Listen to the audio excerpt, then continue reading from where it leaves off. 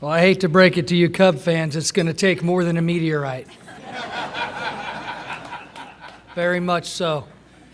Hey, first off, I always get pieces of paper like this, and how many of you know Helen Albert? Raise your hand if you know Helen. All right, so yes, thank you. Yes, feel sorry for me. Thank you. Helen, where are you at? I can't see you.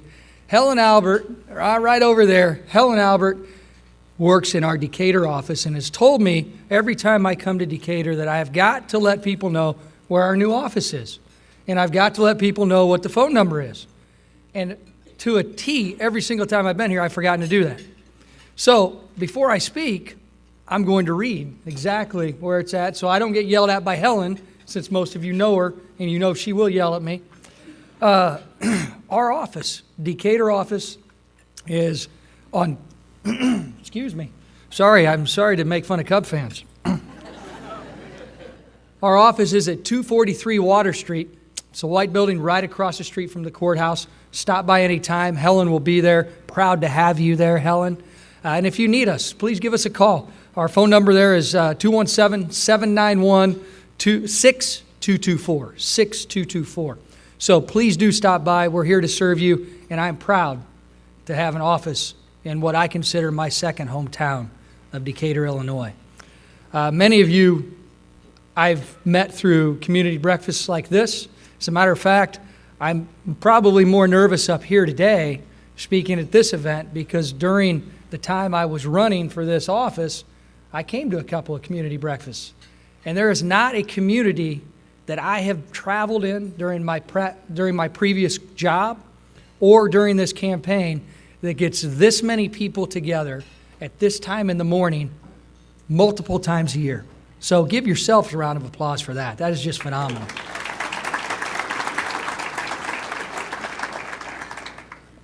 Now, many of you heard me say I'm just a normal guy from Taylorville that now gets the opportunity to represent you in Congress. It's an honor every single time I step onto that House floor to know that I have the ability, by casting each and every vote, to think of you, your children, your grandchildren, your nieces, your nephews, your friends and neighbors. And I will tell you every single time I take out that voting card, I think of Decatur, Illinois. What impact is this vote I'm taking going to have on Decatur, Illinois? And why do I think of Decatur? Well, it's because I lived here. I lived here during my time at Millikin University. I wouldn't be standing here today without the confidence that I learned during my time both living in Decatur, Illinois, and learning at Millikin University 20 years ago. Now, Millikin has a lot of ties here. I find that out.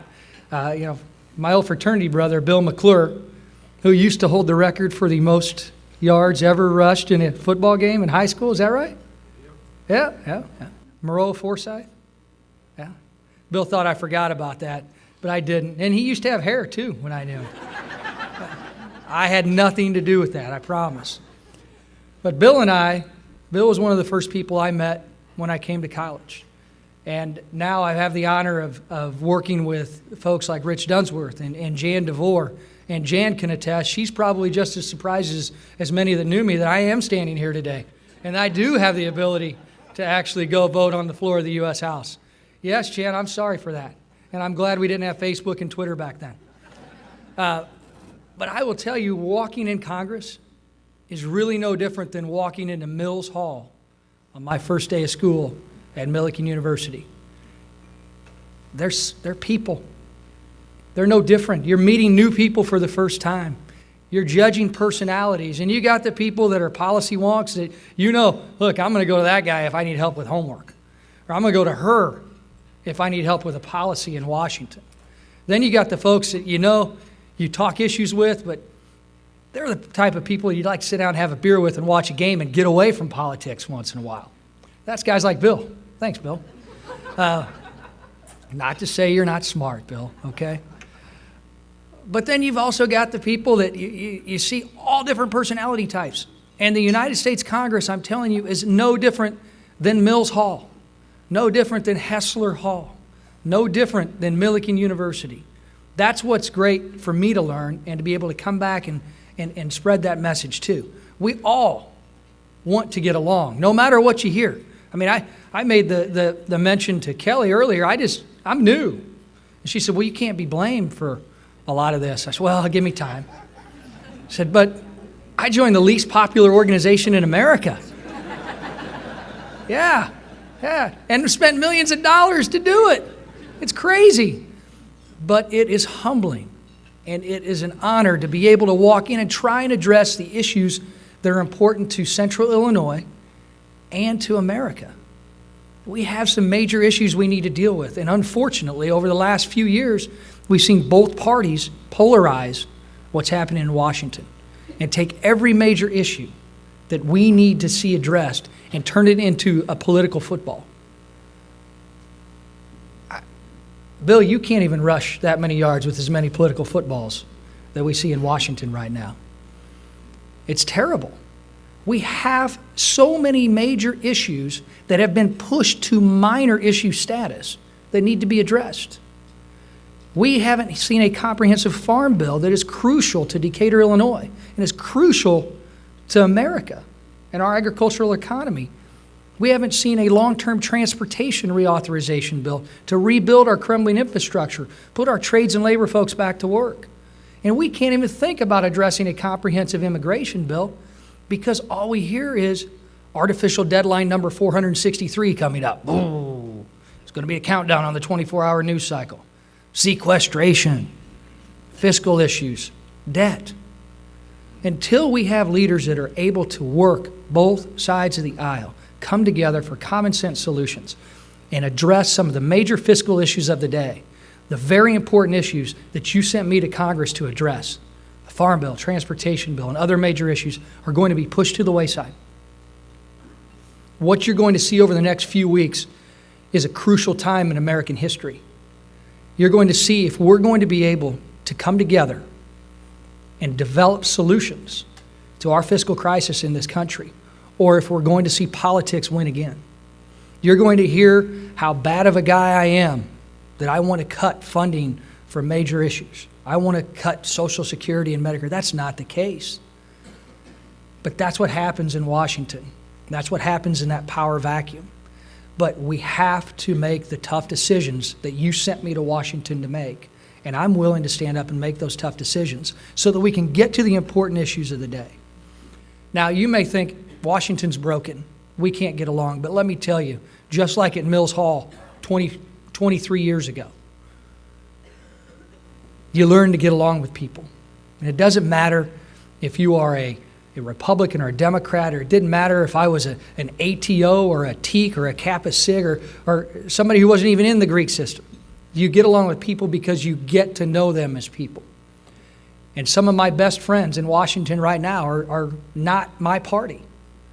There's a groundswell of support from both sides of the aisle in Congress that are willing to come together and do what we saw happen 16 years ago. Think back 16 years ago when you saw Bill Clinton and Newt Gingrich arguing over where they were sitting on Air Force One. Who would have thought that they could come together overnight and give us the balanced budget agreement of 1997? They had deficit spending projected for 10 years, and overnight we had surpluses because we came together. I will tell you, as somebody who's new and fresh, it can happen again. It has to happen again. And when we do that, I'll fight over the minutia in a farm bill.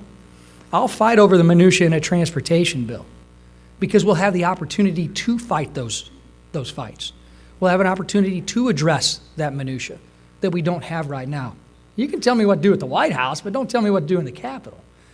And I'd already pushed my way through some people, so I had one route, and that was right down the center aisle where the president was coming. All right, that's where I'm going. So I start walking down that aisle thinking I might be able to get around them all and get out the back door before they clog up the aisle. Well, I didn't make it. So then I decided, you know what? As Tuna can tell you, I like to have fun with things. I took that as my opportunity to be able to make fun of my old friend Terry Gaynor, who used to be the director of the state police and now is a sergeant at arms for the U.S. Senate. So I'm like, all right, I'm going to make fun of Gaynor as he's walking in this gaggle. And I saw the replay on TV. You can see Terry Gaynor turn and look at somebody and start laughing. Hey, that's me. I said, Terry, hey, Gaynor, quit mugging for the camera. That's all you do.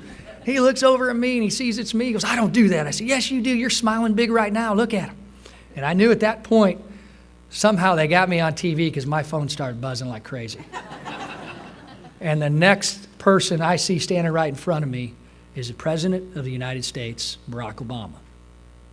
Now, I realized then too, Bill can attest, Rodney, don't say something stupid. Reached out my hand, we shook hands, reintroduced myself. I'd had the honor to meet President Obama when he was a state senator in Springfield and when he was a U.S. senator while he was in Springfield for a few meetings. He asked me, so where's your district at again? I said, Springfield. Knowing full well who he'd make the connection there. And he goes, yeah, I spent a lot of time there. I said, yes, sir, that's where we met. And we said, oh, yeah. And he's conversing with me about this while he's shaking other hands.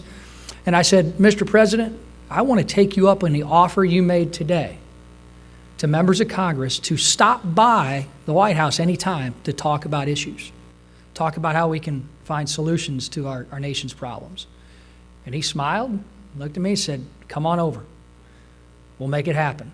Well, we called the next day to try and make it happen. I'm still waiting. Very, very optimistic. But after that, he is signing more autographs and talking to more people and shaking his hand. He looks back at me. He goes, what'd you do before this? I said, well, sir, I work for another member of Congress, Mr. Shimkus. And he said, well, Shimkus, good guy. And it's on the tape, you can hear it. So Shimkus is probably going to get primaried for this. He'll blame me. But he said, Shimkus, he's a good guy. Then he said, you're not from Springfield, are you? I said, no, sir, I'm from Taylorville. And we talked about some mutual friends that we have in Taylorville. The key point that I realized that day is the President of the United States is walking up the center aisle of the most divided organization in America. We have the ability to talk beyond politics, and we have the ability to talk about personalities and people. And if I can talk to the President of the United States, somebody who's from small town Taylorville, who walked the halls of Millikin University and talk on personal issues, there is hope that we as a nation can come together and find the solutions that we're all craving. I'm craving them too. That hit me that day, that if we can get everybody to the right of us and to the left of us, and the right and the left of that aisle, to sit down and agree, and also to get the president to come sit down at a table like this, we can find the solutions to America's fiscal problems. We can find the solutions to America's agricultural issues and all of the major issues that we need addressed today and every single day the rest of this year. I'm optimistic. I truly, truly am. And I'm very optimistic because I know that no matter what we do in Washington, we continue to make it personal. We continue to get to know people as people.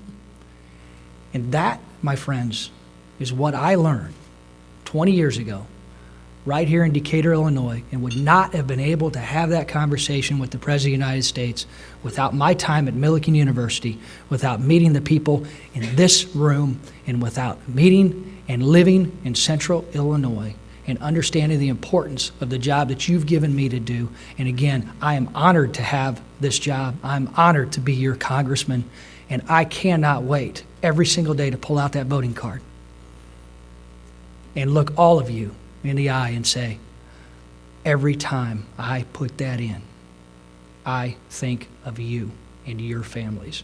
And I will continue to do so. And thank you for the opportunity today. Thank you for this opportunity you give me every day. May God bless you all, and may God bless the United States of America. Thanks.